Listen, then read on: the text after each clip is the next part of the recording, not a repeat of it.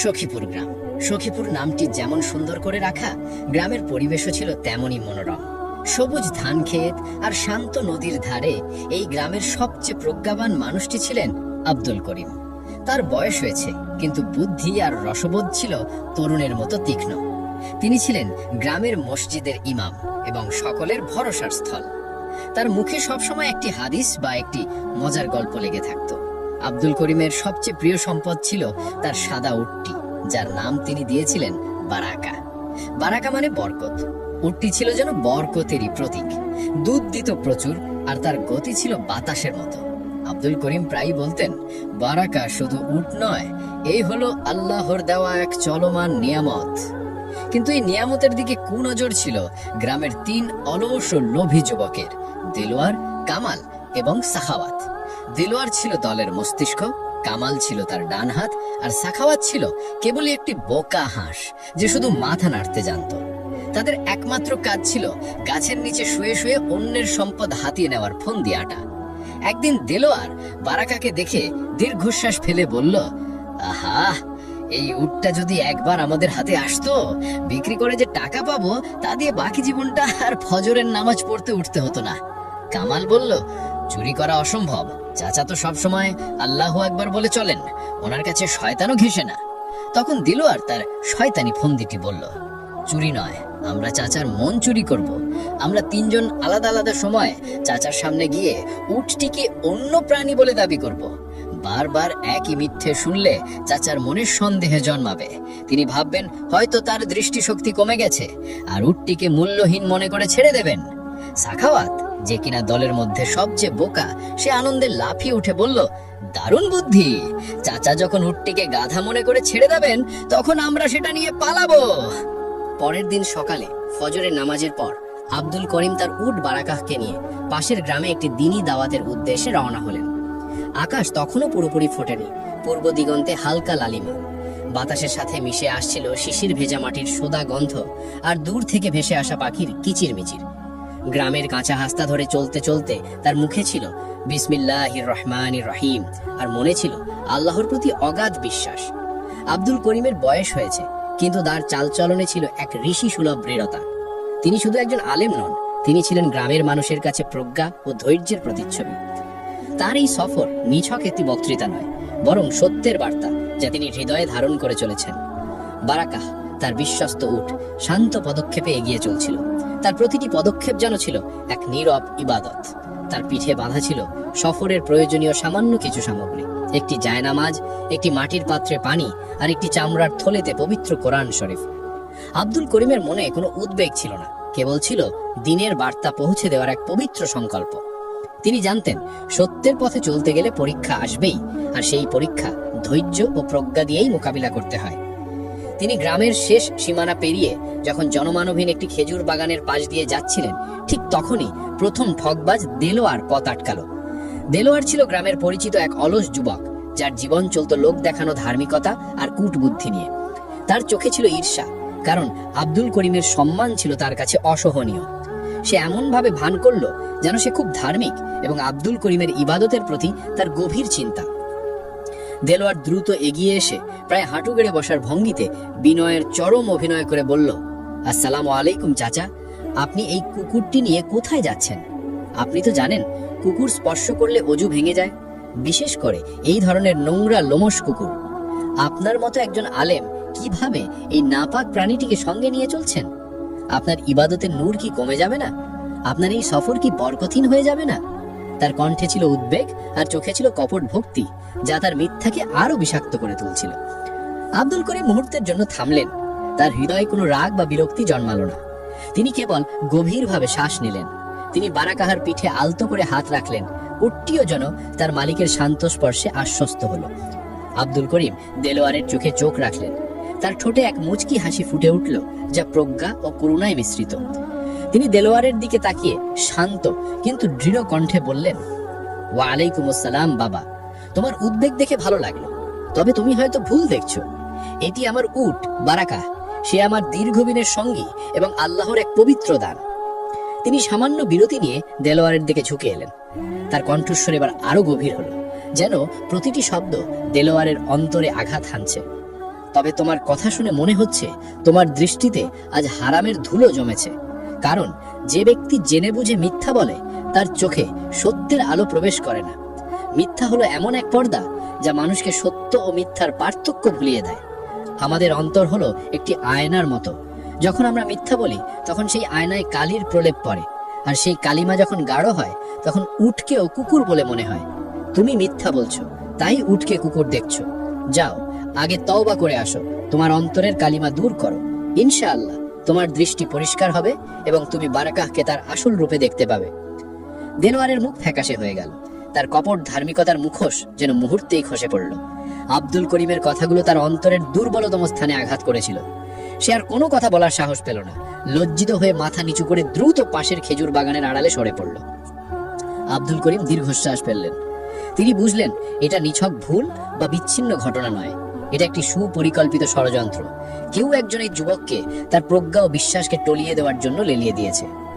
এই পরীক্ষাটি ছিল তার ভেতরের সত্যের আলো কতটা উজ্জ্বল তা যাচাই করার জন্য। তিনি মনে মনে আল্লাহর কাছে সাহায্য চাইলেন এবং তার প্রজ্ঞা কাজে লাগানো নিশ্চিত করলেন। তিনি স্থির করলেন এই মিথ্যাবাদীদের উদ্দেশ্য যাই হোক না কেন, তিনি তার গন্তব্যে পৌঁছাবেন এবং সত্যের বার্তা প্রচার করবেন। তিনি বারাকাহার পিঠে হাত বুলিয়ে দিলেন এবং দৃঢ় পদক্ষেপে সামনের দিকে এগিয়ে চললেন। তার হৃদয়ে তখন এক নতুন সংকল্পের আলো, আর মুখে সেই চিরন্তন প্রার্থনা, আল্লাহুম্মা ইন্নী আউযু বিকা মিনাল খুবুসি ওয়াল খাবাইস। হে আল্লাহ, আমি তোমার কাছে আশ্রয় চাই সকল মন্দ ও অপবিত্রতা থেকে। এই পরীক্ষা তাকে আরো শক্তিশালী করে তুলল, কারণ তিনি বুঝতে পারলেন সত্যকে চেনার জন্য শুধু বাইরের চোখ নয়, ভেতরের চোখকেও পরিষ্কার রাখতে হয়। আর মিথ্যা তা যত রূপী ধরুক না কেন, প্রজ্ঞার সামনে তা সর্বদা দুর্বল। প্রায় 1 ঘন্টা চলার পর যখন আব্দুল করিম ভাবছিলেন যে তিনি হয়তো এই পরীক্ষা পার হয়ে এসেছেন, ঠিক তখনই দ্বিতীয় ঠকবাজ কামাল সামনে এলো। কামাল ছিল দেলোয়ারের চেয়েও বেশি ধূর্ত ও বাকপটু। সে জানতো কিভাবে মিষ্টি কথায় মানুষকে বিভ্রান্ত করতে হয় এবং কিভাবে মানুষের অহংকারে আঘাত করতে হয়। কামাল খুব বিনয়ের সাথে প্রায় একজন শিষ্যের মতো আচরণ করে কথা শুরু করলো। তার চোখে ছিল চতুরতা, কিন্তু মুখে ছিল মধু।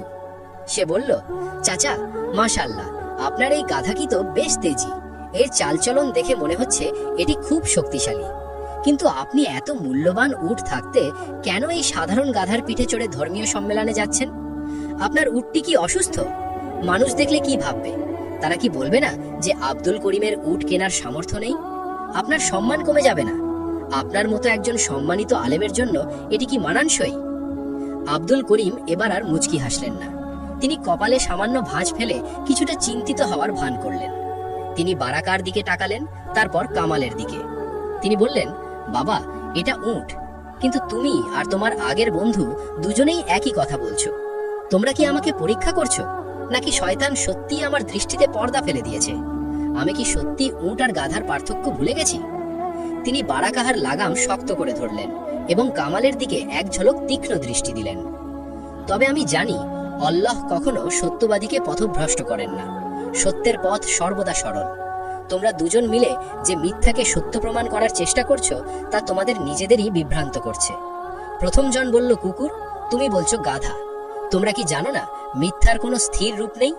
মিথ্যা প্রতি মুহূর্তে তার রূপ বদলায়, কারণ তার কোনো ভিত্তি নেই।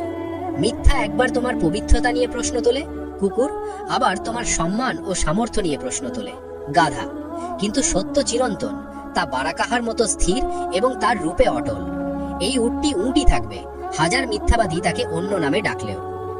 আব্দুল করিমের এই দার্শনিক জবাব কামালের বাকপটু তাকে স্তব্ধ করে দিল। সে বুঝতে পারল তার চাতুরি ধরা পড়ে গেছে। তার সব যুক্তি, সব বিনয় এক লম্হায় অর্থহীন হয়ে গেল। কামালও ব্যর্থ হয়ে মাথা নিচু করে কোনো অজুহাত না দিয়েই দ্রুত বিপরীত দিকে হাঁটা ধরল। তার চোখে ছিল চরম হতাশা। আব্দুল করিম বুঝতে পারলেন এটা কোনো ভুল নয়, এটা একটি সুপরিকল্পিত ষড়যন্ত্র। তিনি মনে মনে আল্লাহর কাছে সাহায্য চাইলেন এবং তার প্রজ্ঞা কাজে লাগানোর সিদ্ধান্ত নিলেন। শহরের কাছাকাছি এসে আব্দুল করিমের মনে সামান্য দ্বিধা ছিল, কারণ যে কোনো মানুষই বিভ্রান্ত হতে পারে। তবে সেই দ্বিধা ছিল ক্ষণিকের, যা অভিজ্ঞতার কষ্টি পাথরে যাচাই হয়ে দৃঢ় প্রত্যয়ে পরিণত হলো। তিনি বুঝতে পারলেন এটি কোনো সাধারণ ভুল নয়, বরং এক সুপরিকল্পিত চক্রান্তের শেষ ধাপ। শহরের প্রধান ফটক থেকে আর মাত্র কয়েকশো গজ দূরে, যেখানে জনসমাগম শুরু হয়েছে এবং পথচারীদের আনাগোনা বাড়ছে, ঠিক তখনই তৃতীয় ঠকবাজ সাখাওয়াত সামনে এলো। সাখাওয়াত ছিল তার দুই সঙ্গী দেলোয়ার ও কামালের চেয়েও বেশি আত্মবিশ্বাসী এবং লোভী। সে জানতো না যে তার আগের দুই সঙ্গী তাদের ব্যর্থতার গ্লানি নিয়ে দূরে কোথাও অপেক্ষা করছে। তার চোখে ছিল দ্রুত ধনী হওয়ার এক ঝলকানি, আর মুখে ছিল কৃত্রিম সহানুভূতির মুখোশ। সে উটটির দিকে এক পলক তাকালো, তারপর আব্দুল করিমের দিকে। সাখাওয়াত নাটকীয়ভাবে যেন আকাশ থেকে পড়েছে এমন ভঙ্গিতে বলল, আরে চাচা, আপনি এই ভেড়াটি নিয়ে এত কষ্ট করে যাচ্ছেন কেন? এটি তো কুরবানির জন্য ভালো, কিন্তু ভ্রমণের জন্য নয়। আপনার মূল্যবান উটটি কোথায় গেল? আপনি কি সত্যিই আপনার উটটিকে হারিয়ে ফেলেছেন, নাকি কোনো দুষ্ট আত্মা আপনাকে বিভ্রান্ত করেছে? সাখাওয়াতের কণ্ঠস্বর ছিল বেশ উচ্চ এবং নাটকীয়, যা আশেপাশের দু চারজন পথচারীর দৃষ্টি আকর্ষণ করল। আব্দুল করিমের কাছে এই দৃশ্য ছিল যেন এক পুরনো নাটকের শেষ অঙ্ক। তিনজনের একই কথা শুনে আব্দুল করিমের মুখে এক রহস্যময় হাসি ফুটে উঠল। সে হাসি ছিল করুণা ও বিজয়ের মিশ্রণ। তিনি বুঝলেন এইবারই শেষ চাল, এই লোভী যুবককে তার লোভের ফাঁদে ফেলতে হবে। তিনি গভীর দীর্ঘশ্বাস ফেলে উঠ থেকে নেমে পড়লেন। তার চোখে মুখে ফুটিয়ে তুললেন এক গভীর আধ্যাত্মিক বিভ্রান্তির ছাপ। তিনি সাখাওয়াতের কাঁধে হাত রেখে বললেন, বাবা, তুমি ঠিকই বলেছ।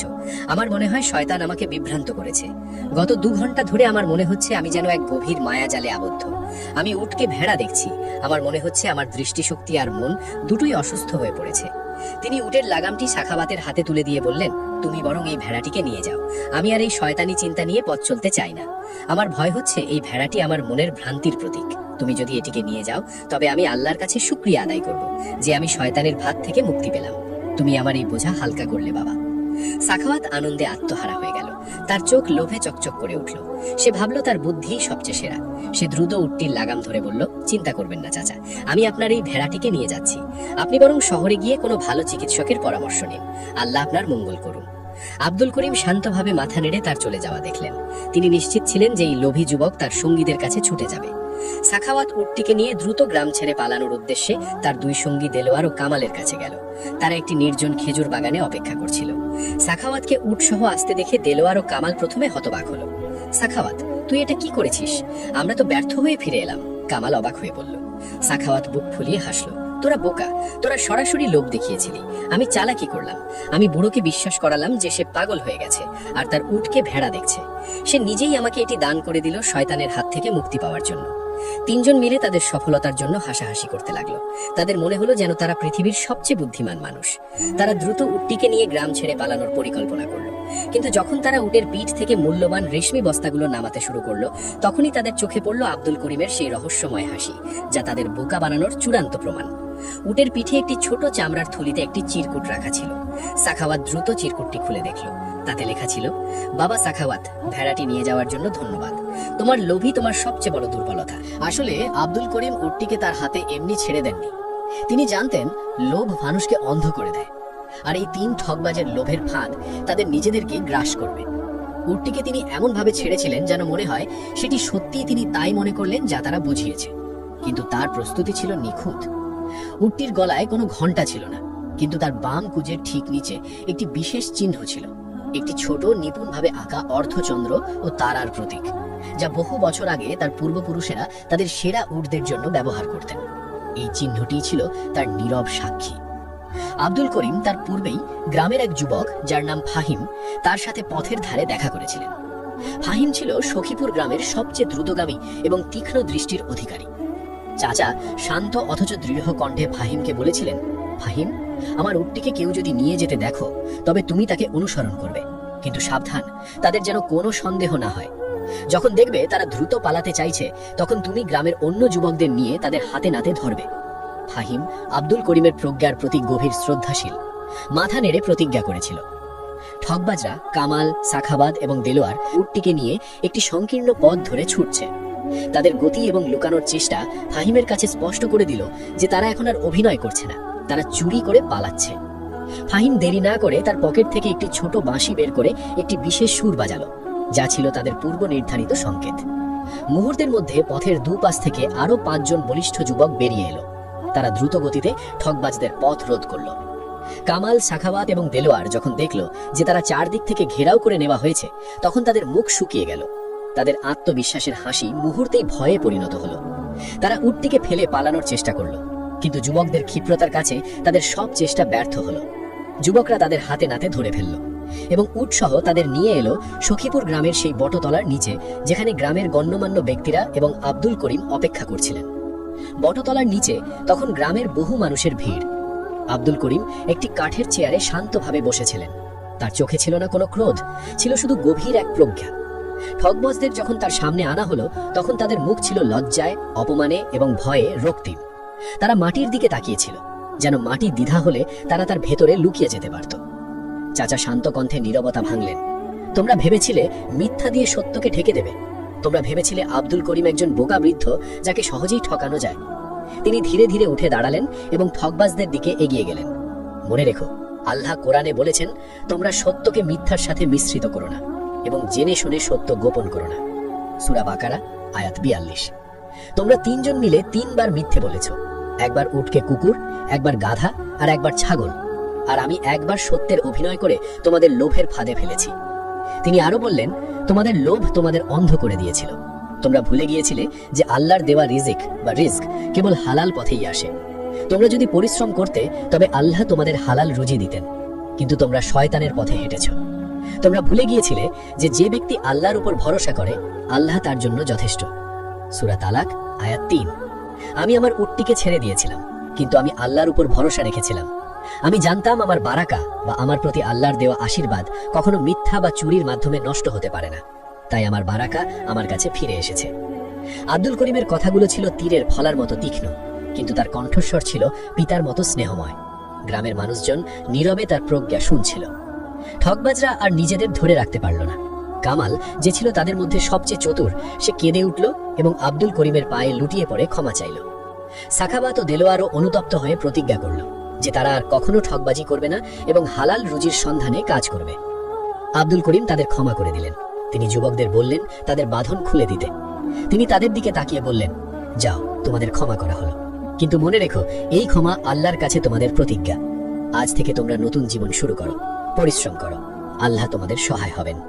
তিনি প্রত্যেকের হাতে কিছু অর্থ তুলে দিলেন, যা তাদের সৎ পথে চলার প্রথম পুঁজি হিসাবে কাজ করবে। এই ঘটনার পর সখীপুর গ্রামে শুধু শান্তি ফিরে এলো না, আব্দুল করিমের প্রজ্ঞা ও উদারতা এক নতুন দৃষ্টান্ত স্থাপন করল। সবাই বুঝতে পারল, মিথ্যা দিয়ে সাময়িক লাভ হলেও চূড়ান্ত বিজয় সবসময় সত্য, প্রজ্ঞা এবং ক্ষমারই হয়। আর কামাল, সাখাওয়াত ও দেলোয়ার, যারা একদিন ঠগবাজ ছিল, তারা কঠোর পরিশ্রমী এবং সৎ মানুষ হিসাবে সমাজে পরিচিতি লাভ করল।